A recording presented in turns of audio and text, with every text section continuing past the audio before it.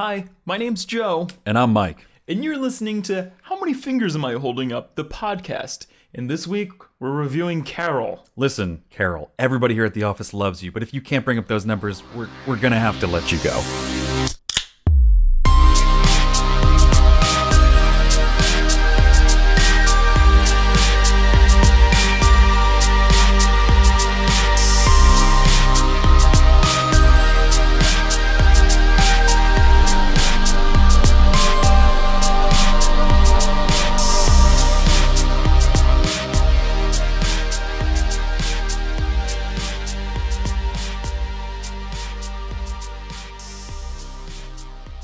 Hello, everyone, and welcome to How Many Fingers Am I Holding Up, featuring two guys getting liquidly exuberant and reviewing movies. I like that one. Yeah, I do too. So this week, Oh, were we doing this as a take? Okay. it works. In a weekly podcast form. This week we're drinking Overgrown American Pale Ale from Otter Creek Brewing. We're going to subject Joe to yet another IPA. No! I've been drinking this all week. I like it. I feel like all IPAs just kind of taste the same. I mean, I guess it's not technically an IPA. It's an American Pale Ale, but it's hoppy as shit. It's got hops. It's got the hops. I don't mind it. We're going to drink it. Deal with it. Yeah. All right. So, We're reviewing Carol this week. And according to the IMDb description, it's about an aspiring photographer develops an intimate relationship with an older woman, which I think is it's a weird description. yeah. Because it leaves out probably the biggest part, which is that aspiring photographer happens to be another lady. But I think that it tends to fit in with the way that's portrayed in the movie as well. Just in terms of it's not not that it's not a huge deal, but the movie approaches homosexuality pretty subtly, I think, in a brilliant way. Right. So I guess it fits in with that description. But yeah, that aspiring photographer is a female. But is. the name of Rooney Mara, or the character, is Therese Belivet, I guess, rather. And the older woman is the titular Carol. Ooh. I don't know if you had any beginning notes. Usually like to jump in, Joe. Oh, yeah. Sorry. This whole... Ever since that opening sentence, I've just been in a... What? Where am I? All right. Yeah, so I'll just do what I usually do and just list... just jump into whatever the director's deal is. What is his fucking deal? What is this guy's goddamn deal? Todd. Can't take a hint. So, Todd Hayes from down the street... You know, that Todd Haynes boy from down the street, he got into a nice college. He's directed a ton of films I've never heard of, including Poison, Safe, Velvet Goldmine, Far From Heaven, and the only one I've ever really seen, I'm Not There, which is the Bob Dylan. Oh, he did that. Oh, wow. Yeah. So, I mean, I originally thought I'm just going to jump right in, which is with an opinion. I originally thought, and I said this before, but I originally thought, you know what, I got another, okay. What a nightmare of an episode. I originally thought from the trailers, or just from the reviews, that Carol was going to have stronger cinematography, and it really was at first. But it was super top heavy, in my opinion. I mean, it starts off with pretty decent cinematic like credit sequence where he's getting off the subway and then he walks into the restaurant where the first scene takes place. So that was really cool. Then Rooney Mara's character gets into a cab. After that, this is the next scene. She gets into a cab and she's visibly upset and or isolated. And we don't know why exactly yet, but the city lights create this like great lens flare through the rain droplets on the window of the cab, and Mara watches children like running down the street and a couple holding hands and all the different colored city lights reflecting upon her face. It's one of the best shot scenes in the film, if not one of the best scenes in the film. But from there, it kind of starts going downhill. Everything after that becomes a little more lackluster, especially when they decide to drive west.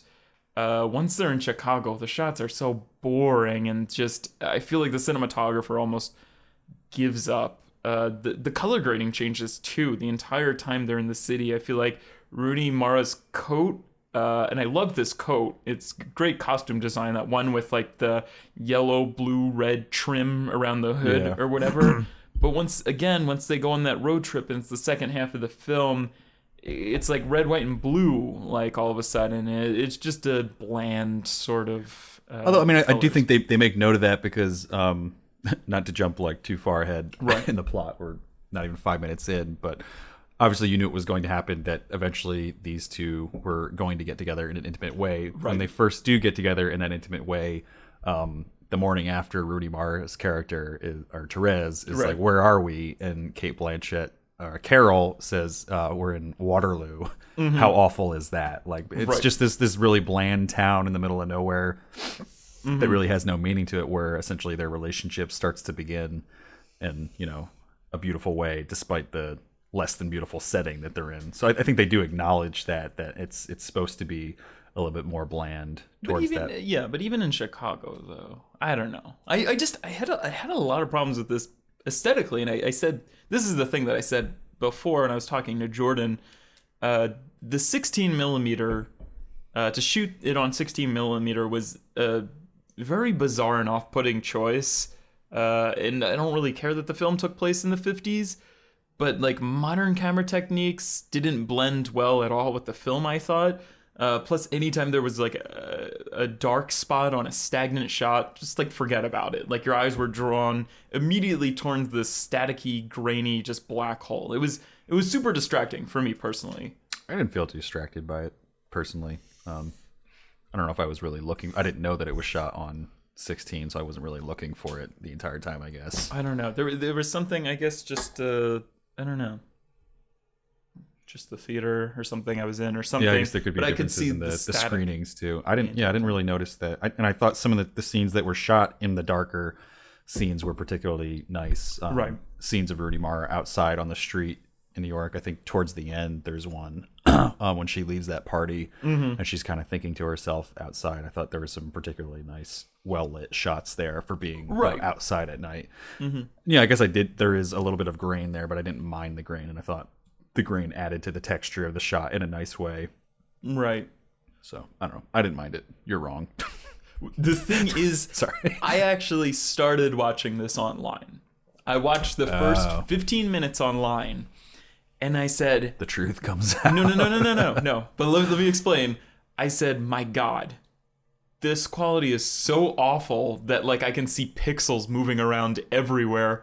I need to see this in a theater. This version is fucking ridiculous. I can't watch this. Because I can't appreciate, because I've heard great things about... Or I just feel like the trailer had great cinematography. So, also exciting news. I go see Carol... And then I slip into the Hateful Eight. Successfully. You did it. I did the screen hopping. I did it. I was so scared. They lined up so perfectly. I actually took off my coat when I left Carol and then made a mad dash to some bathroom on the opposite side because they do it so you can't really do it. They put them in two different wings. I go to this 22 theater, movie theater. And I went over there and I went to the bathroom and then I put on my coat and I went, I just came in here, and then walked into Joe cheats the system. Anyway. Well, congratulations, Joe. Anyway, the whole point of that story is, thank you. The whole point of that story is that what I was seeing on this version online was not a pixelated, compressed, shitty movie as much as I was just seeing grain. Especially during the shot that I thought was beautiful, the cab ride scene. But I was like, why are those kids' faces like jumping out? It looks like there's bugs on them or something, like the way that the grain or like the pixels move around. But it was actually just the grain. I don't know. I just had a big problem with it. Yeah, I guess if you started off watching with horrible film quality, you might be paying more attention to the quality of the film as opposed to the shots themselves. I guess. As I feel like I didn't have that experience, so Right. going right in, I was just taken away by the composition of the shots, the framing, and just stuff outside of just the actual film quality itself. So I didn't pick up on any of the grain really, besides when I thought it was serving a nice purpose in terms of creating texture for some of the nighttime shots when I didn't mind it. I don't know. I was in love with the cinematography throughout. I thought it did a good job of telling the story. Even just through, like, you brought up the shot of her in the cab, Right. looking through the window. They have a lot of shots of that just because it's New York, of either in a cab or in a car looking through the window. And there's so many different versions of the window being obscured or dirty in some way, whether it's through the moisture from the rain in that one scene. There's a lot of ones where there's just like dirty, like fingerprints everywhere on that. And then I think the first time you actually have like a clean, nice looking window is towards the end, after they haven't seen each other for a while, and Carol is in the car and she's got this clean window and she's able to look out and see Rooney Mara on the street, Right. which I thought was kind of, I think that was intentional to have that clean window for once at that point. After, I mean, there's literally like 5 or 6 different times where there's dirty windows for, various reasons throughout the film. Right. So I don't know. I appreciated stuff like that. I particularly like the last scene. We'll talk more about what happens in it later, but just the tracking in that shot. Right. As she's kind of weaving through the crowd in this dinner scene. But I think we probably need to talk about The plot? Or that Or too. what do you want to talk about? What do you want to talk about, Mike? I'll talk about whatever you want. Oh, thanks, Joe. I appreciate it. It's our podcast after all. They're not going to stop us from talking. So the Green Bay Packers yesterday. Mike, I meant about movies. About this one in particular, Carol. I mean, I consider it to be a pretty crazy snub that this is not up for Best Picture this year, in my opinion. I mean, it seems like, even before seeing it, it seemed like something that was like handmade to just be an Oscar film, just in terms of the content. Right. It's a period piece and whatnot. And then when you actually see it, it lives up to that and is more, and it doesn't fall into the traps and cliches of being Oscar bait in a sense. It creates its own beauty in its own way. And I was pretty mad when I found out that this wasn't nominated. I still haven't seen Room. I still haven't seen Brooklyn, which are really the two that kind of came out of nowhere for us to take that spot. But I just can't see why this didn't capture enough percentage of the voters to not make it in there.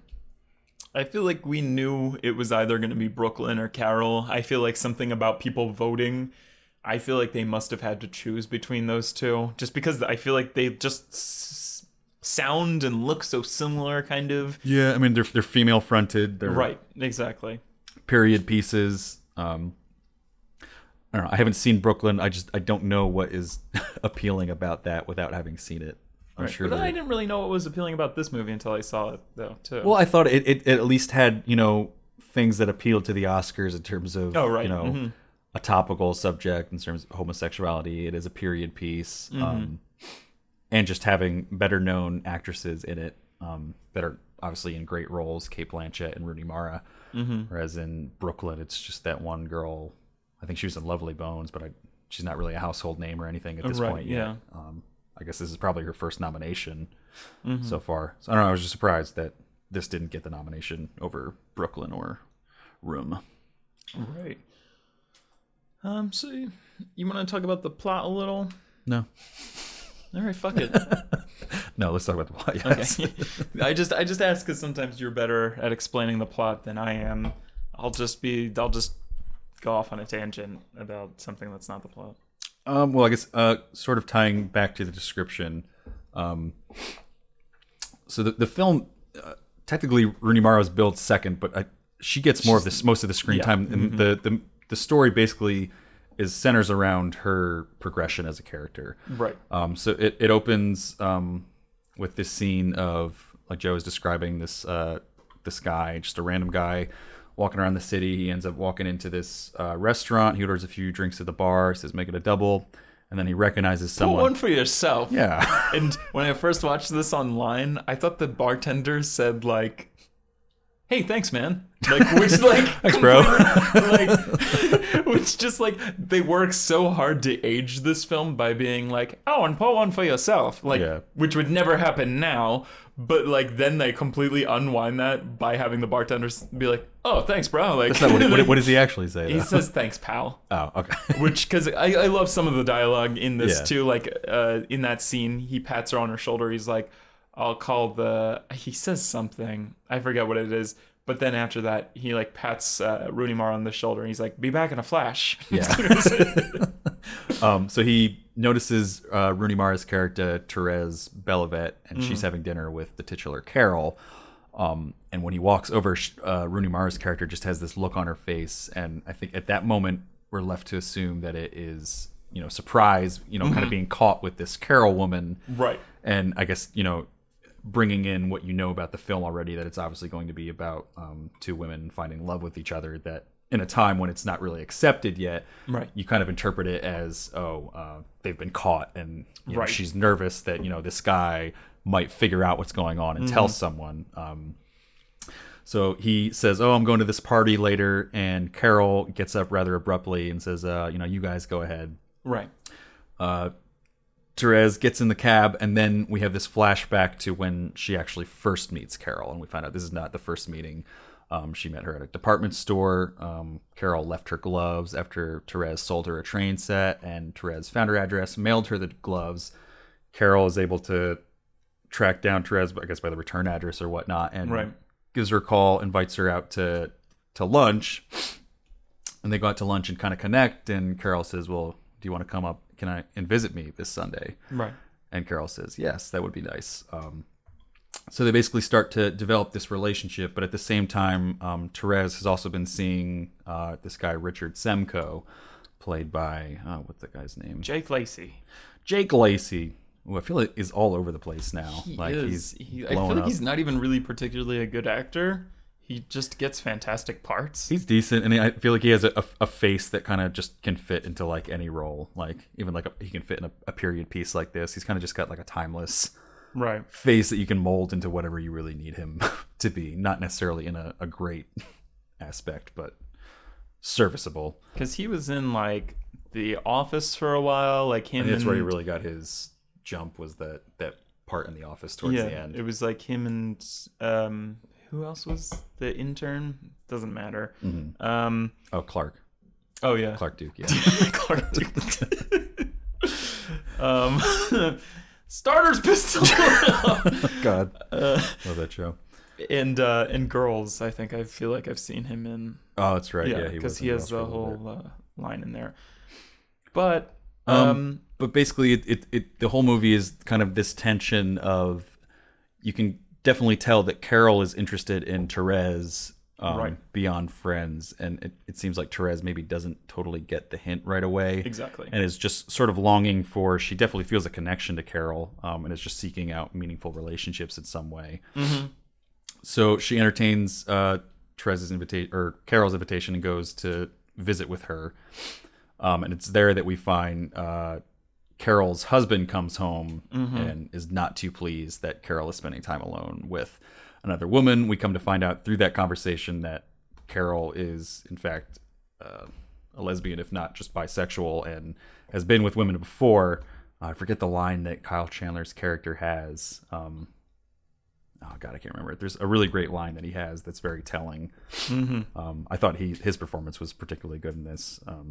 It was, because it wasn't like, he wasn't like some sort of antagonist, like, I'm going to stop my wife from being a lesbian. He's like, kind of like, why did you commit to like this marriage if like you're... Well, yeah, he's just genuinely just still in love with this character, and it has more to do with him feeling betrayed by her not loving him anymore than it is with, oh, you're with a woman. It's almost like he doesn't really care. It could have been a man. He would have still had the same, feelings of jealousy and betrayal that he does. And I think his portrayal is really realistic. So that's basically the plot. I'm kind of rambling at this point. Right. I'm not really sure where to take it. It is like Rooney Mara, again, just normal girl, New York City, figuring things out, coming of age, and she's working in a department store where an older woman, starts a conversation with her, and by whether she leaves her gloves there on purpose, which I think the husband notices that, he's like, yeah, like, great trick kind of like thing, and he returns her, and then it starts a dialogue between them, and it starts a relationship. But Rooney Mara's character, right off the bat, they describe her. I kind of hated her character at first because she just felt like super cliched to me. Like, right in the beginning, she's working at the department store, and she's on break or something, and she's in the cafeteria, and yeah, it's like right from the get-go, she's like the quiet girl who like reads in a loud room where everyone else like talks loudly. And I mean, I see what you're saying, but I think she holds her mug with two hands hunched over a book. And it reminded me of like, and pink cover overalls, like from like Not Another Teen Movie. Like it just like it was all so cliched. I think it works because the next point I was trying to get into is that the movie is not necessarily like, yeah, obviously it is about a woman falling in love with a woman, right? But it's not that she's falling in love with her because she's a woman, and they go to great length to express that it has more to do with just people connecting with other people. And I think Therez's character is supposed to be someone that doesn't really feel like she can fit in with someone her age, because it's also about, oh sorry, just knocked my mic over there. It's about a young woman with an old woman as well, right? And Therez, being the young woman, doesn't really feel a connection to people her own age and the things that they're interested in. The times that they show her out at bars and drinking, she feels a little bit out of place. Whereas with an older woman and Carol, she kind of feels this connection. Right. But I think they do a great job of not really beating you over the head with, these are homosexuals, this is a lesbian movie, this is about gay rights and whatnot. Right. It really is a story that's just about people finding a connection that just happens to be, not even that there's really necessarily there are obstacles, but that's not like the biggest part of the movie, and the obstacles aren't necessarily society as much as it is just her husband and his jealousy, and as much as it's almost about not an affair because they're separated and getting a divorce, but just that as an obstacle rather than gays can't be together or something like really grandiose like that. And I think one of my favorite scenes that shows that is when Therez starts to become curious about possibility of being with a woman. The language is really subtle, and it's not like, some grand scene. She's having a conversation with her, I guess, pseudo boyfriend. They're going steady, but I don't know that she's obviously not very serious about it at that point, especially if she's willing to have a conversation like this. But I actually just copied the quote word for word just because I think it's a beautiful scene. I just want to read it. So she says to him, "Have you ever been in love with a boy?" And he says, "No." And she says, "But you've heard of it." And he says, "Of course. I mean, have I heard of people like that? Sure." And she says, "I don't mean people like that. I mean two people who just fall in love with each other. Say a boy and a boy out of the blue." And he says, "I don't know anyone like that, but I'll tell you this. There's always some reason for it in the background." And she says, "So you don't think it could just happen to somebody? Just anybody?" And he says, "No, I don't. What are you saying? Are you in love with a girl?" And she says, "No." And I think that's a great example of, I don't think they ever actually say lesbian or homosexual ever in this movie. Right. And that's because the point of the movie is not, that these are necessarily lesbians or bisexuals or anything. It's just that these people found this connection, and it just kind of, it happened. And it wasn't that boys weren't satisfying her or anything like that. It's just that Carol filled this need specifically, not because she was a woman, not because she was anything other than who she actually was. Right. Which, I don't know, I think that speaks to great writing throughout. And I really loved how subtle it was with that. It didn't beat you over the head with anything. I did enjoy the writing. I think one of my favorite parts of the dialogue, there's a scene during their road trip, because as Carol decides, and as fictional people usually do, let's drive west. Like, that was another kind of cliched things, like one of the most cliched plot devices ever. But still, I mean, it's, it happens. She's clearing her mind. She needs to drive west. It does make sense because it's also like she can't see her daughter during. That's the other part of the plot that we haven't really got into, is that Carol and her husband have a daughter, and her husband has filed an injunction against her, basically meaning until they have their divorce proceedings, she's not allowed to see her daughter. And because of that, during the holiday season, she feels like she needs to take some time for herself because she can't just sit at home and not see her daughter while her daughter's away. So that's the reason why she does take But her the daughter's road trip. away, though. I mean, her daughter's. I mean, the husband was going to fly out. Himself herself and the daughter to like somewhere Right, she's else. not getting away to escape from. She's getting away to forget about what's going on. Right, definitely. Because there's nothing But you she have can to do while admit- she's just sitting at home with no daughter. Right, but you have to admit, getting away or forgetting about something, it is a cliched plot device to be like, I just need to get out of my head and drive west kind of thing. Yeah, in but films. I thought it did feel justified in this more than other ones. Yeah. Still. Anyway, I mean, sorry to hijack. No, it's fine. But anyway, they go on this road trip. They stop at some random hotel. It's a very intimate scene. It's when they finally have sex. It's not a sexualized film at all. And Kate Blanchett takes off Rooney Mara's top, I guess. I think she has a bathrobe, yeah, and she pulls it open. yeah, and she's naked, and I guess she's just staring at the camera. At least is staring at the top. She's kind of like horizontal across the screen, and Kate Blanchett says, "I never looked like that," and like that line for me was like, "Yo!" Is that I don't know. It was just like so real and something you never hear that in like a movie. Or I think it also speaks to the fact that it is very much about the age difference between these two women. And, or anything, really. It's just weird, but it's a very accurate thing for an older woman to say to a younger woman before they like have sex. Like, you know? And again, it's a very underplayed market of film. Yeah. So to hear that was kind of like a splash of cold water. Yeah, it was a great line. That was a standout line. I think the other scene that I had copied down here, there's a lot of good dialogue in this movie as I was going through the quotes. I just wanted to copy everything. But the one scene after Kyle Chandler, I guess Harge or Hedge, what is this character's name? Harge. Harge, which is a very old name. After he catches them, not that they're really doing anything, but he interrupts them, Carol and Therese, while they're hanging out, or whatever the 50s term for hanging out is, on that one Sunday, the first Sunday. Right.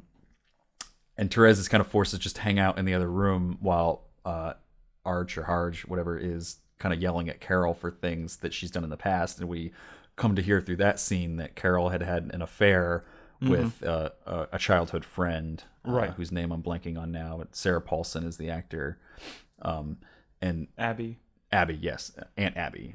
So Therese hears about this, and after she's brought home, I forget if she calls Carol or if Carol calls her. I think Carol calls her to kind of apologize for the whole thing, and Therese says, "I want to know. I want to ask you things, but I'm not sure that you want that." And Carol, while she's crying, says, "Ask me things, please." And that's kind of another scene where in a less capable writer's hands, it would have been like, "Are you a lesbian?" Right, Yes, I'm a lesbian. Because that's essentially what Therese is asking is, you had an affair with another woman, and she kind of wants to know, like, how did that happen and what's going on with that? Right. So, I don't know. I think throughout the screenplay, there's just so many examples of just subtle dialogue that is brilliant in that way. I have another example of dialogue, but it was something that I liked, and I think they revisited it as the relationship matured, but it was more of an awkward theater moment the first time it's said. Some guy who was, definitely not there by choice, but he was, wasn't a guy that talked during the movie, but the only time he could like visibly be heard was after Kate Blanchett's character goes like, "What a strange girl you are," flung out of space, and the guy like kind of sounds like he wakes up to like repeat out of excitement, like, "Oh, flung out of space." Like, it's a space movie. Like all of a sudden this movie is about to like take a turn into his interest. Like, yes. But that was a great line, and I think she says it again. She says it later. Yeah, they come back to it. It was a great line, and I don't know, but it was sort of like pseudo ruined for me because of that. I think going back to sort of outside of the film, this was nominated for I think 6 Academy Awards. Best Actress for Kate Blanchett, I think well deserved. Best Definitely. Supporting Actress, Rooney Mara, fucking absolutely deserved. I absolutely loved her performance in this, and it's not even that crazy of a role. We talked about this in the Oscar reactions episode a couple weeks ago, but it just the emotions that she portrays, just in little facial expressions and whatnot. It's not terribly demanding, but what she's given, she does like miles and miles of work with, which I thought was phenomenal. Best cinematography for Edward Lockman. I thought it's deserved. I guess maybe you feel differently. Yeah, no, definitely. Best costume design, that's kind of no surprise there, for Sandy Powell. And then best original score for Carter Burwell, which I like the score a lot. I thought it served its purpose and was catchy and whatnot. Right. But when you look at that, like, all right, so the two actresses in this, they're great. They get a nomination. Right, definitely. Visually, it looks good enough to get a nomination. The costumes are great. The music is great. The writing is great. But we're not going to give it a Best Picture nomination. It had to be right off the cusp. Like, it had to be... But you combine all those things. Like, that's what makes a good movie. Like, it looks good, it sounds good, the acting's good, the writing's good. Why is that not a Best Picture nomination? I don't know. Because Brooklyn. Because Brooklyn. Which didn't get nominated for all these categories. Right, exactly. I don't know. I like. It's kind of the same thing with like how do things get nominated for Best Director but not Best Picture? Like, right. If you were really one of the best directors, it would have been up for Best Picture. Like, right. There's just some weird stuff with the Academy sometimes with these nominations that I can't wrap my head around. And I know it's because there's different people voting on different things, but I don't know. Felt like a snub to me. Yeah. I mean, I don't know. I think we both, even before we saw this film, again, like I explained in the Oscar episode, we knew it was going to be Carol or Brooklyn, and we both put our money on this film. And again, just because I think we both thought this film was more appealing than Brooklyn. I don't know. I think I have one last point to make from my notes. It's sort of a long one, but it has to do with the end of the film. That's what my next point is too. So good. So okay, I'll go and then you'll go. But I guess some sort of spoiler. It's not really a spoilable film. It's just a love story sort of thing. But the way that I see this film is that it has three different endings. Or three potential endings, really. The first was when the film revisits the first scene, which I hated that scene. Like when it first started, I was so you hated the first scene or the first scene of them in the restaurant? Okay. The scene that's revisited. I hated that scene when it first started just because I was like, oh, what the hell? Like they're making it non-linear and it's just it rubbed me the wrong way. But I grew to appreciate it by the time the film was coming to its end and it looped back around to that and it was started to make sense. And then it kept going because I kind of thought it was going to end right there.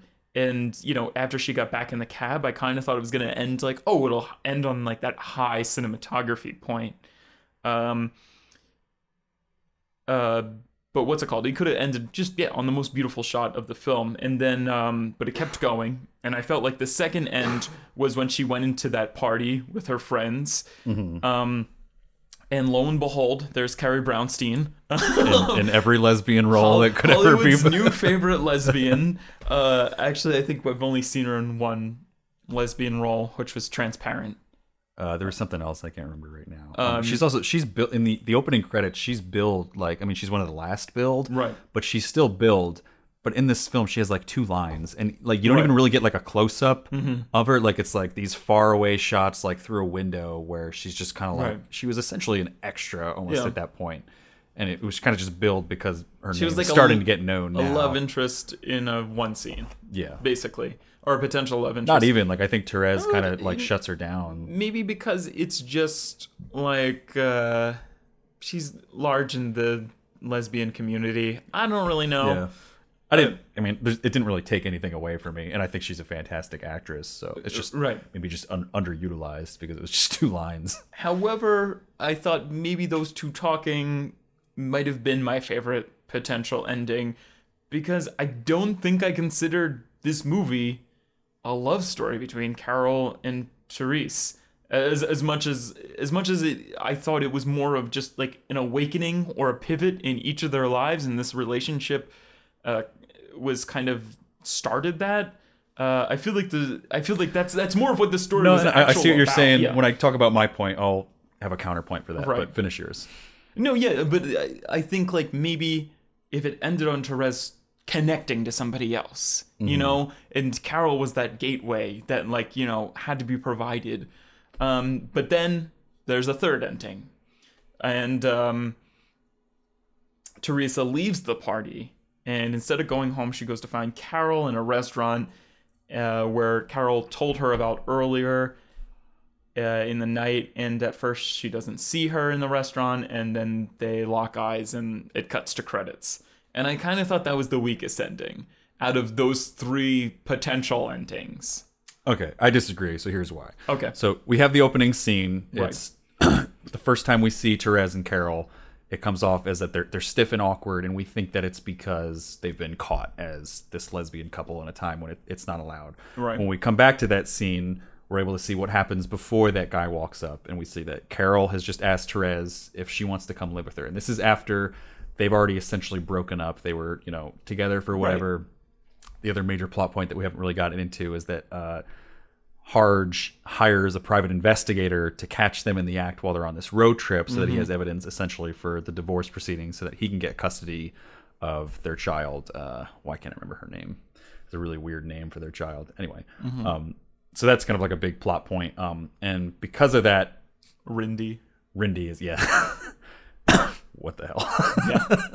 Yeah. Therese is just kind of like, she can't speak to Carol because of the divorce proceedings going on. Carol makes that very clear. Right. There's even a scene where Therese, I can't remember if she actually dials or if she just goes down to the phone. There's a bunch of different scenes, but she goes as far as calling her and being like, hello, and Carol picks up and just never answers. Yeah, and then she's lingering over the button to hang up and whatnot. So they obviously they can't see each other, and then there is the divorce proceedings actually happen, or the custody hearing. I'm not sure which it is. And Carol kind of has this scene where she's kind of like, I don't really like want to fight anymore. Like, this is our child. It would be best if you know, you can have custody. I just want to be able to visit. I want to be able to see my child. I don't want her to see us fighting over something like this. I want to be with Therese, I think she says at one point. So that ends, and then we go back to this other scene. I guess Carol calls her and says or maybe it was a letter. I can't remember how they end up reconnecting after all this time spent apart when Therese has essentially been allowed to move on. They meet up again, and Carol just kind of out of the blue was like, yeah, so I have an apartment in the city. Do you want to come live with me now?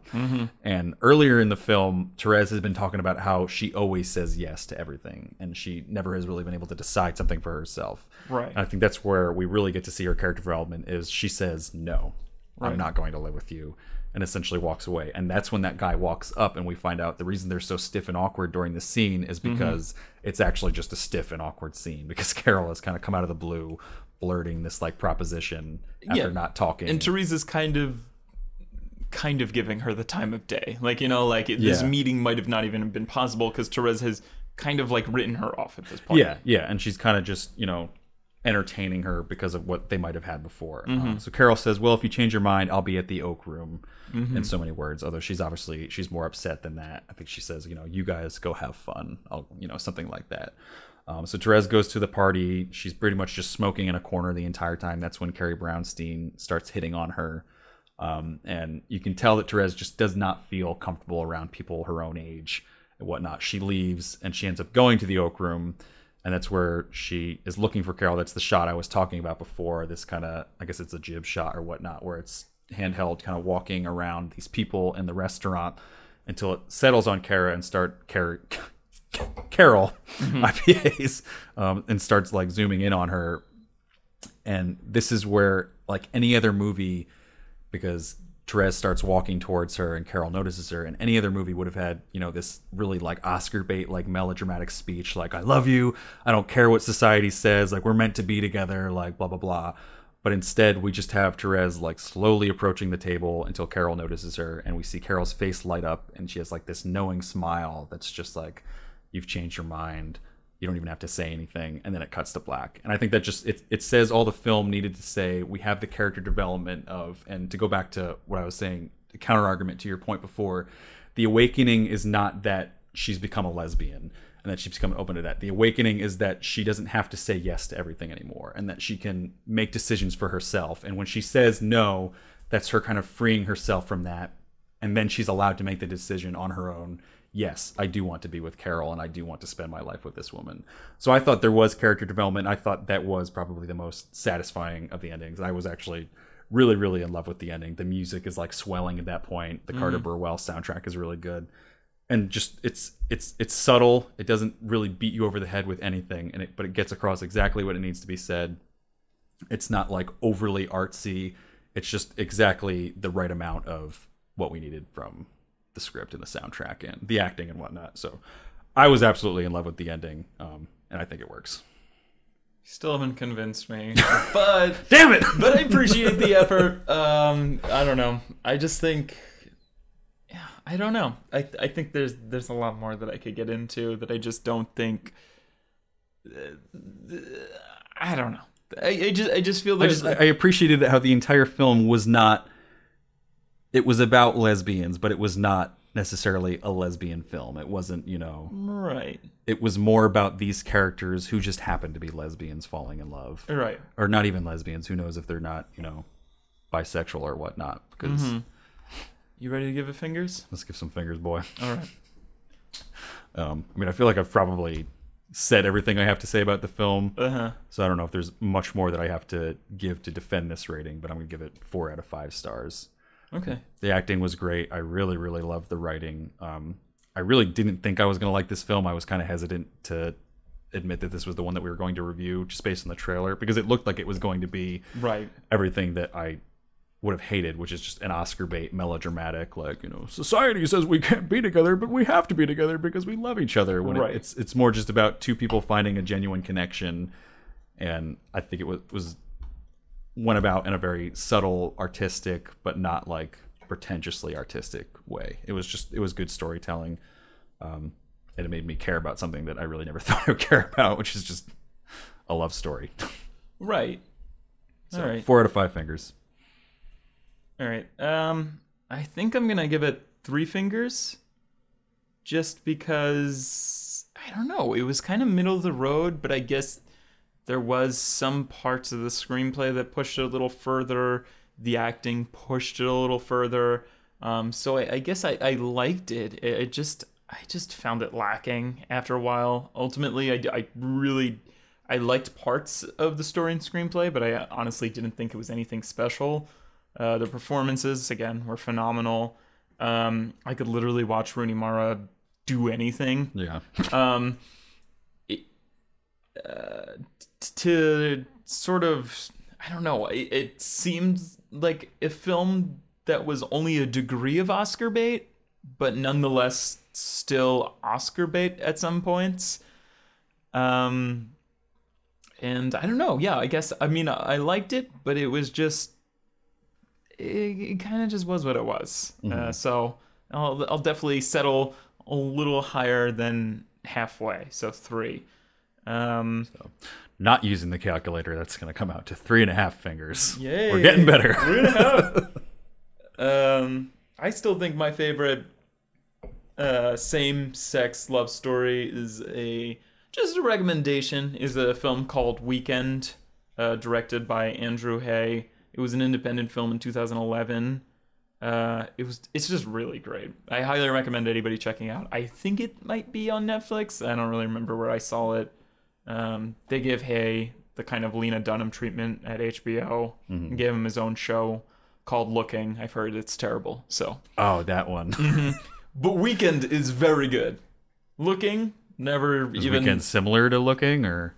No, it's just 2 guys in Europe, and it's just the most real, like, same-sex love story I've ever seen. It makes this seem like phony, kind of, like, that's how real I think it is. But again, this is from a time era that I'm not familiar with. I didn't live during the fucking 50s. Yeah. I don't really know what is accurate, what's not. Some scenes sort of seemed like Bridge of Spies to me. I was just kind of like, cool. There was literally a spy at one point. Yeah. But yeah, that's all I have. So 3.5 fingers, or 3.5 fingers, as some people might want to refer to it as. And yeah, so I guess we're gonna sign out. Signing out for How Many Fingers, the podcast, after 43.5 minutes. This was going to be the short one. Yeah. Oh, God. I'm Mike.